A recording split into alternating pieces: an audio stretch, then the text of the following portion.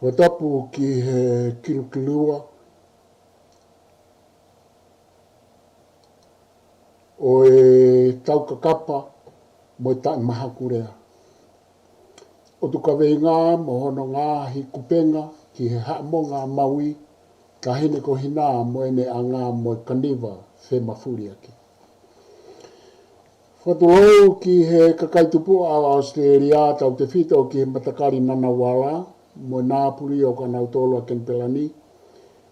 A ko whatuhou ki he tamapirinisi kalauni tupo tua o kalala. Ko i ulo o haa maafu mo hangata tupu o kune mea heni mo hono whare. Ka hine princess ko lātou whipeka ko i talawhika ulahi o Tonga ki Australia. Hoeiki, kau tau whanua, hai whare a matapure, kau takilotu me takwa politikare o i whanuani, pe pehe whoki Tonga.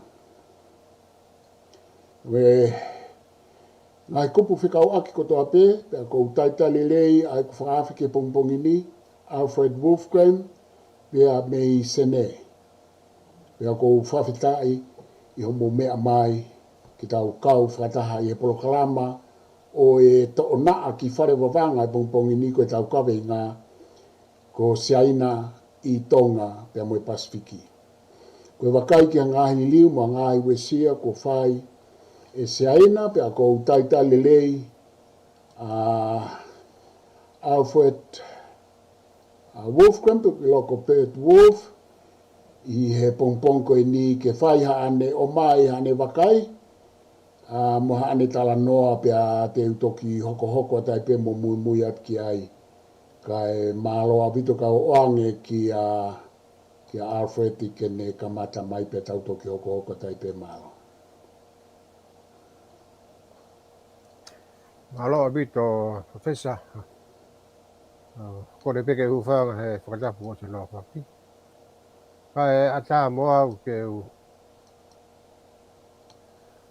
whai hatala noa whikau aki pe mo e heanga koe u vakai atu ki Siaina i Tonga. Pea o kou whia atu e whakaapa heni te pure anga Tonga. MALO e ngahi ngā e lalai ko nā ula mawhai pa mo e taki e whanua. Kai ke, ka koe mea koe o kou toka ngau ki ai. Koe haha le lei a Tonga o kune mao koe uhi ngā koe ne ngā whenga e apa me kure anga whakakominisi ko ia o Siaina. Mare. O kulava pia heni, o kulava peke pe mai he tokole o kulahi au pito ai ngahi au ngaia o Siaina ki Tonga. Mare, are o. Ka ihe ku vakai kora aku. O ku au ngā kia hai, koe mea ni o ku mhenua ka tiau. O ku moa nia, o kia au ngā. Ka ku hange ko ni ka pau koe lakata koe pisinisi. O ku au ngaia ka koe. O ku ai au ngaia o Siaina ka koe. Hange koe pule anga. O kia au ngaia o Siaina ke he pule anga. Ake u paanga koe ni o mai o whai ake ngā ue moi mea. E lava ke tau nofo whakalau. Kia e whahinga una honga whakotu umai o pehe. O ku whakalaka Tonga he ngā Siaina he ko taimini ko whare koloa a tāpe a tonga tapu. Ia mahalo to e pāsa tu pe moia ke o tu motu ke he. Pea ihe u whare koloa ko ia o ku maa uai mei mea ko toa pe pea kai ngā tai o ku toi maa mo to tongi. Ko ose ko ngai na tau heka mea rere mei uta pea mo motu ko tau o ki nuka alofa he pipi mo e morisi pare koloa ni ka mani pea mo hai fo he taimi koea ke maa umai koloa. Ko taiminia ua mai ka o Siaina o mai pena tolo o mai ke u kolo i tō. Are. Ka pau lewa te tatafoke hake o whakahanga e te whai mea koe ia. Mo nia, o kuna ua mai o whare koloa a tāpe i tō. A ko wherewa ki whare koloa e ki motu a tonga koe na i tu o koe ai. Are. O kia hano le rei, au te ete mono kovi. Koe mea o ko whiwhiri au ia ki ai, koe haha whahinga mea e lava ke ngā ue i ai e to'u tangata o Tonga koe na o ku kai ke mauhanga ue. Are.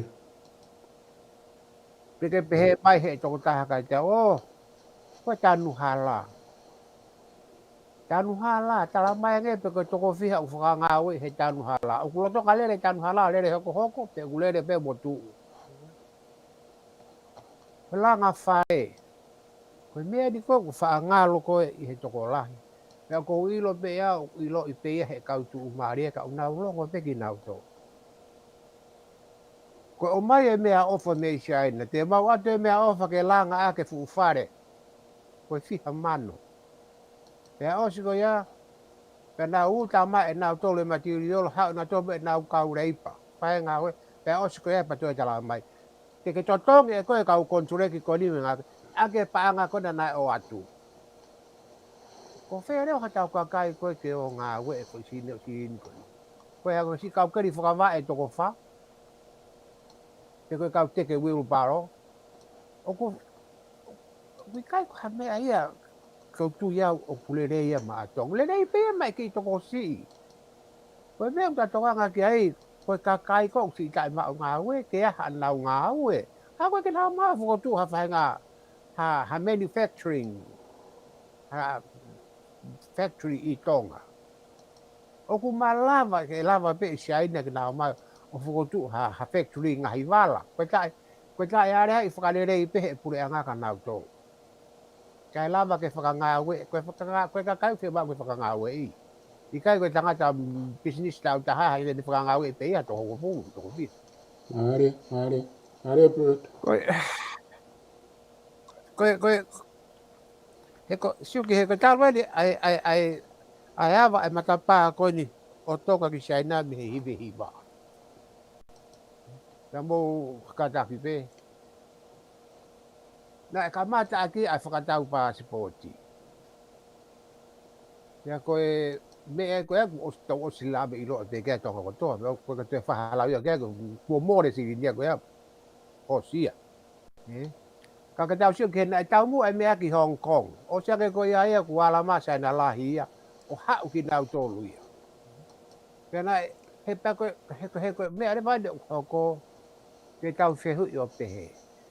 Aia koe hārewa ai tau mua a Siaina. Ki he Pasifiki. Pai ko tonga pea kai Pasifiki. Are. E lava ke upehe. Koe nau tau mua mai he Pasifiki uhi ngā. Koe u koloa whakae nā tūla koe i kahi. Koe mahida pe, koe ki ko whanua si i pehe Pasifiki o ku mauai koloa ai. Koula me mea pehe. Uta koe lahi taha koe mea ki tahi. Ya, kai ke ngā tai. E hoko, e lava ke hoko e whangini o te mote Pasifiki, ko hanau halatu uia ke u whanua koe ni uesi. Te hanga ka tau pepe ko New Zealand, Australia, mo Amerika. Ui ngā, e mata ngofua ange e nau hu umai he Pasifiki o alu ai i hanau alu hanga toni fu mei Siaina ke u whanua koe. Mon la. Ka, koe u tokoni koni o ku whai koni e Siaina. O tau pehe. Koe nau whai koe ni, koe nau, o whakarea nau e nau tokoni o pehe. Koe mau mea ofa e ni ki katau pehe, ki Tonga. Koe mau mea ofa e ni ki Tonga. Ke atu e ai lau miliona koe ni ke whai ako mo ngā uema. Nei kai ke uhi, o hono fo i mo o lio nana, o kai koe uhi ngaia, koe ofa mai. Koe uhi ngaia, koe mahanga ate fo i paanga koe ni, ke langa ake ai whahenga mea, o ku mau siatu ki mau tolu, e kaulele ia ka ki mau tolu i he kahau. Mare. Kia kono whakamone ki ai, ula mo koutu ula ve i be he toko lahi i Tonga. Kono whakamone ki ai, kuna ulanga e fu uwafu i manuatu. Me hau me hau mai maire mahalo te to ki si ko pe ai. Ai fu wafu ko ni nai pe ko wafu container. Wafu na tu wai ngai ne ka barang ngai ko white elephant. Okay ela be nai fu wafu ia. Ka i he vakai mai ko amamani. Ko ka hau e ao ngai fu wafu ia ko ia. Ke tau anga vakatau ia ka Siaina. Una o hoko ia. ihe vahe fonua taha. Una Ari. una osinisi na tole fu tau vakai ai tau hiva. Ka holo mo ni o te tau nofo tau tolo pe o he ke fai mai sia dai me ko ka mau tolo mau kau me ma no. Ta tau pe he ko he ko ne fai to ko ni ga ya a te nau e ke nau pound of flesh. E nau ta e ke nau to. Yeah, the ferryman ni foki mai. Ka me ko me ko to ka nga tau ke ia e professor. Ko sia tu ko kakai kono o ta nga o ko Tonga be ko fu toko fi ai ni kono unau tau pe unau o tupulaki a fai to ko na tapu mo fai hia i Tonga o hinga ko ta nga o a si kakai kono ko tui la hiau pa na lava ke nga o ke fa nga o e kakai kono ni ke tau fu au sia fu para problema pe o hange ko tau au sia ai a o me ko pe ai ai to no ke kore he pure anga ki Siaina na wale mo Siaina o mai ha fahinga nga anga ki Tonga o fo tu i Tonga kai lava ke whakanga we ia kakai koe Moana o me mai ra ia bini e kana whanongo ai na whai pe whanki whakae ke ki Tonga o pehe ni ihi na e kau le ai whare koloa e kau Siaina i Tonga he koe maa e koloa ka koe ni wao e nia ke ngahi a honi o mau e nau tō luia ai u koloa ai u me kon fitu ke whare koloa ka mai maa ke di pa ka mate ni ke nau alo e nau totongia nau tole ke o ko tu koe nia maa ka alo e nia ke alo totongia ke o lunga ai ko da me ko da sa ko ki ai e pehe pe me ko to pe ko ha pe ko ai le rei mai ai le me pa po ne ma pe ko lo to aro ke re vai ke no to nga to tonu aku ko me ata aku sia tu ko ki ai aku fa ia i tau ka kai he ku tau to ko lahi tau si tau kere ya ko ha wa tangata ko ni tangata Siaina mo ne passport di Tonga ko se entai to lo ya ge ne kere ana i Tonga pe ko me ne ai ne ko ni ko se tau fete ke i mo gina to ko si he palo ma ko ni ko si o ai Tahiti ke me ko fanki motu ko Tahiti o me ko fare ko pe ta ha tu ai ko fare ko ai honi pe ko fa na ai honi mo se fine Tahiti o hanga mata i heru tau si o takai holo i French Polynesia pau pe mani faulia ka pa te hoko me ko ni i Tonga kai ke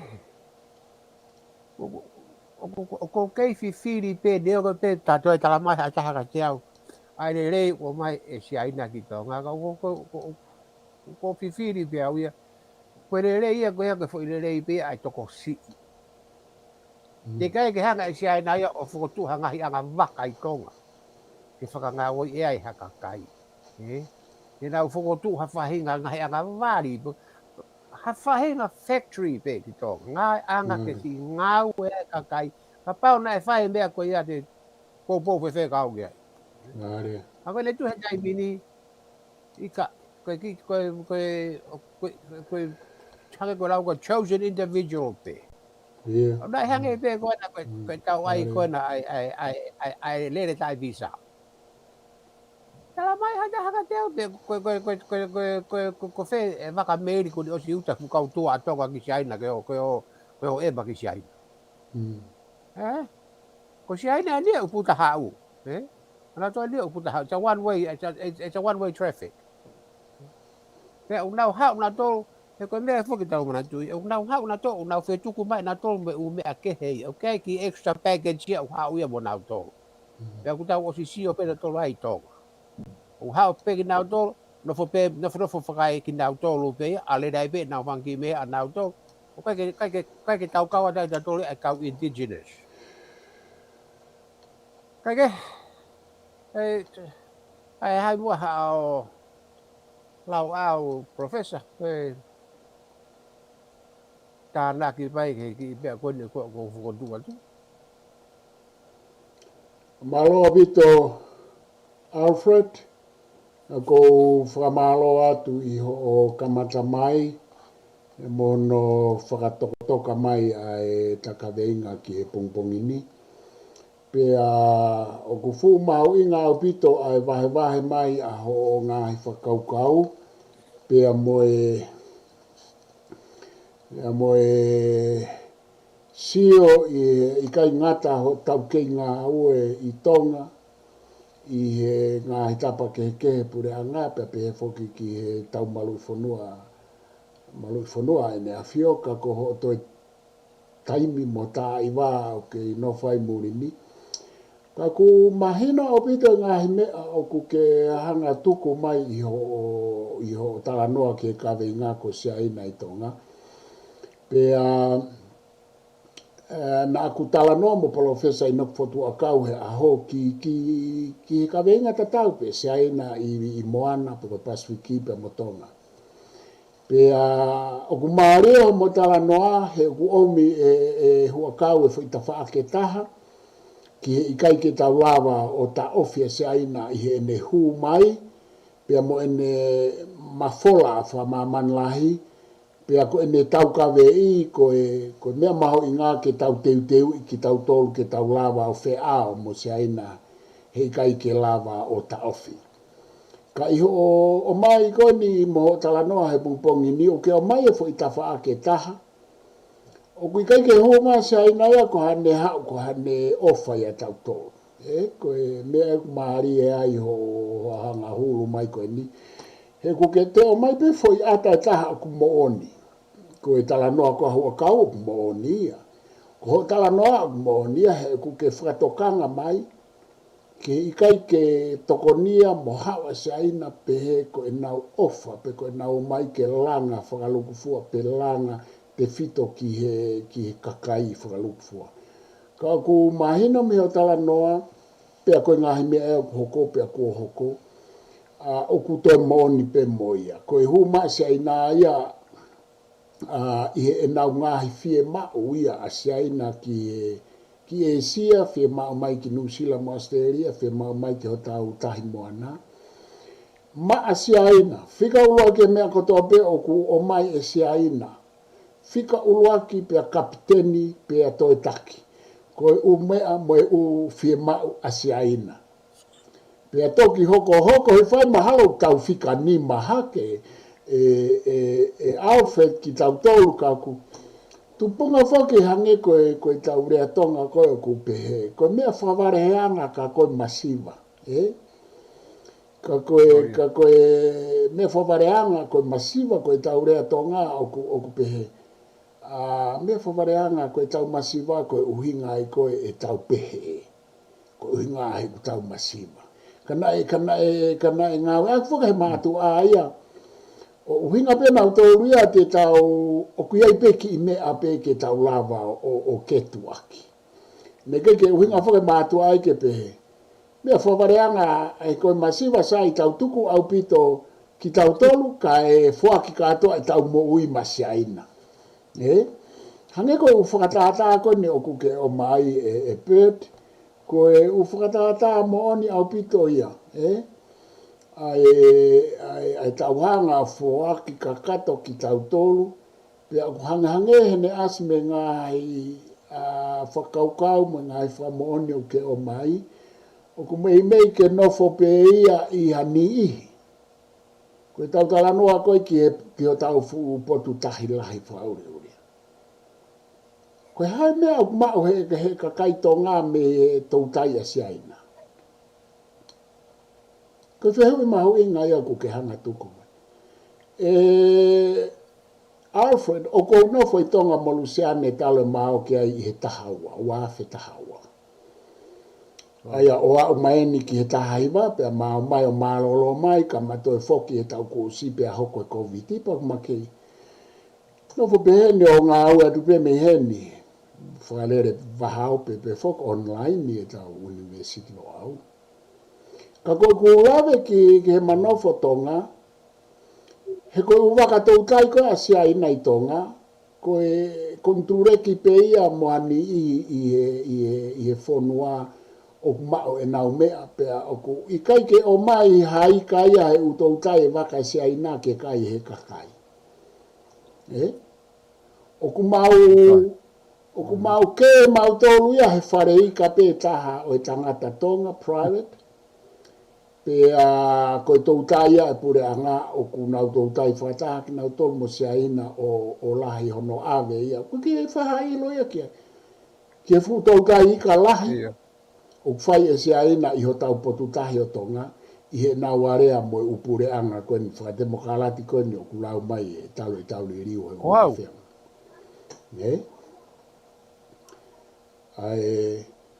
Io e Bert ka pau ke te utaritari atu pe te utata anoa pe o taritari ka pau te ke alu pa ke tau fok mai, e sai pe.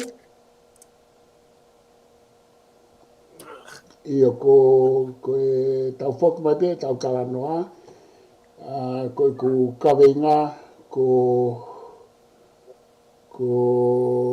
kaweinga kone o ku ma tatalanga toi mo Bert ko Siaina i Tonga.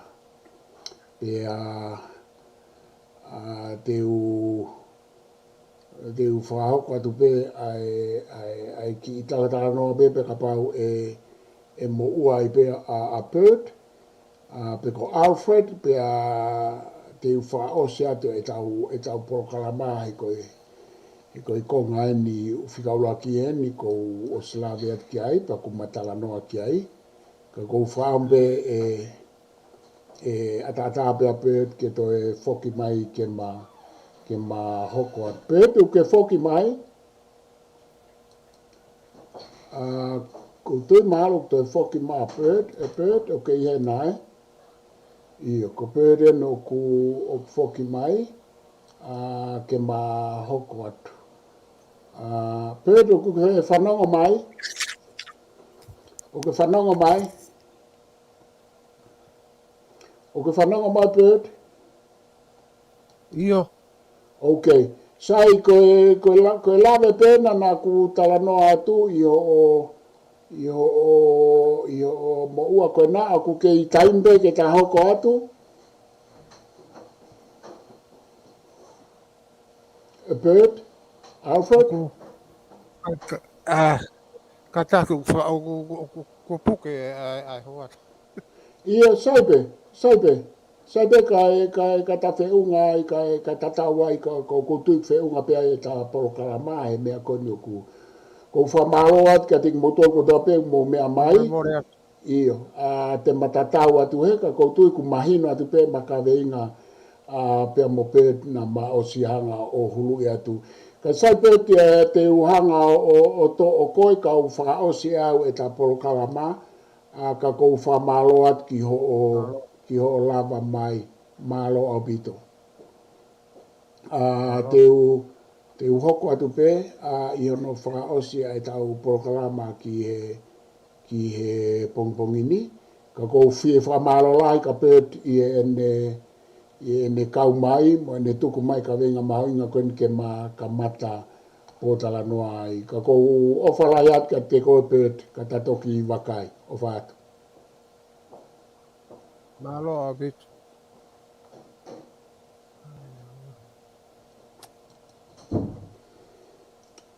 Koe ai koe tau Polokalama, kou whie lawe whakaosi atu pe, ki he kawenga mahoinga koe ni nei tuku mai Bert ke ma talanoa atu ai, ka kuo tatau ma a Bert pe tau whawhetai pe i e lava e tau Polokalama koe ni, pako tui koe mea mahoinga i he Polokalama koe ni koe malava ke kamata hulu i atua Siaina, pe ikai ke ngata ai o mo tau kāinga koe fuafua Polokalama fokieni ke o atu ai e whanganga ki hono whamafola hanga tonu atu i he Facebooka, pea mo e iutiupi he taimi mo e tā i wā tatau pe e tau Polokalama.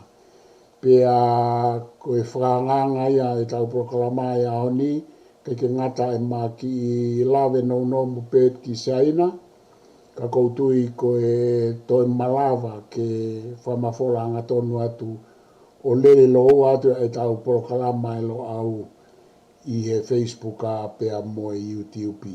Ai a ko e mea mahu inga apito e pa kou whamalo atu hei me tau ka inga mo mea mai.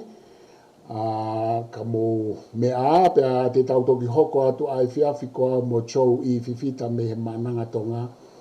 Ne ako PA i e filosofia i e School of Rational Studies ako ke whakaukau i e unisitlo au. Ko ne kawe ngā ko e tui pea mo e uhinga.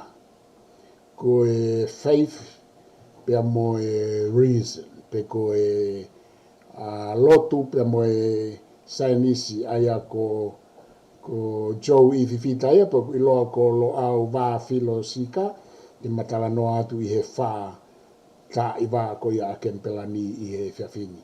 Ka e MALO mo mea mai, ka mo mea.